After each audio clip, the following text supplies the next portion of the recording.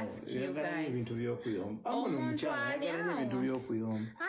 Ndi njagala kuyomba. Tomanyi nga njagala kuyomba. Kati saagala kuyomba. Guys, muntu ki ali awo nga tasaakubira kazini we? No, nkugambye. No, nange kambabuuze. Nawe nze onekulukunya nako bonviire kubanga nkugambye. Kubira. Anti nange mpaamu kokatayi. Wulira. Anti nange mpaamu kutayi. Wuliriza sagala yomba. Okitegeera n'ekumi obuntu bulamu.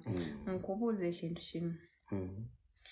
Njagala just ogambe cousin. Hi, cousin. Kale muyite cousin ategere nti cousin. Nanti wuliriza.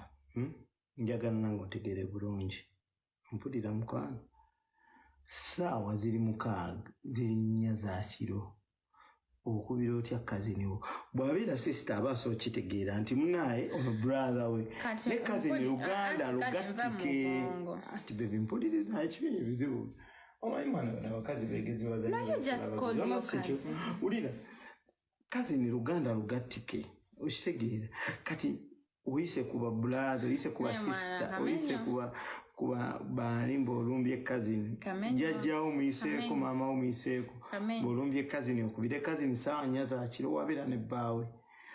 Gwenkera kumajana nkugamba cousin wange ankubidde so bikkiriza. Lwaki nedda bwe mpulira conversation nga talina kigattamu lwaki sibaleka ne munyumya.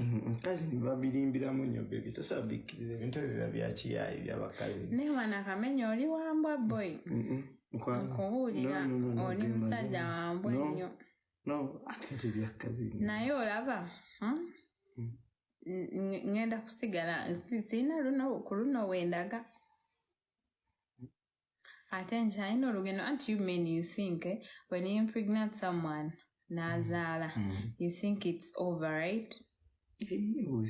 Auntie, like it's over for that lady or anything. Chue de munanga inakubirana wechocho wangula. Nayo oli musajja wambwa nnyo. Ate nkozeeki. Amoraba abakazi at times. And by the way, people, I'm sorry okubire tano. Obadde oli wanene oli kwekoza nenze kinyiziza nti cousin ali kuno ku TikTok. Oba cousin, oba chi. Why not calling the cousin? Kubira cousin kali omubuuzeeko bubuuzo kale omumusindikire sente kule cousin omusindikire sente omugamba ozirabye. Sente omusindikira zaaki. Muwe buwinga gwe like your cousins, right? Mukubira omugambe nkutereddeko kale zike oba 10 oba 2 kale nkwa tugenda mu weekend sicho enkyasirwa kuno mumwagalize ati tugenda mu weekend kitege kati otandika okugamba olwokunamba weekend bibe bikyero kitege. Olaba mwana abakazi mire ebintu ebimu bitwala for granted naye omuntu omusanga alina ba relatives be okitegeera tubeera ne ba cousin tubeera ne ba nephew tubeera ne ba uncle tubeera ne ba sister tubeera ne ba senga kitegeera ate oluusi ne basenga tuba twenkanya emyaka kati kimugana kubira senga wange emyaka gyenkana mboloka olabye omuntu mbu cousin wange ate kati gweyagala kuteekawo mbeera Okay, guys,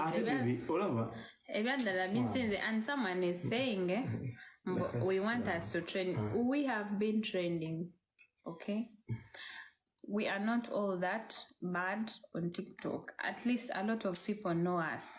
But let me tell you, you don't have anyone to talk to. So this guy, the TikTok or live. Any guy. You.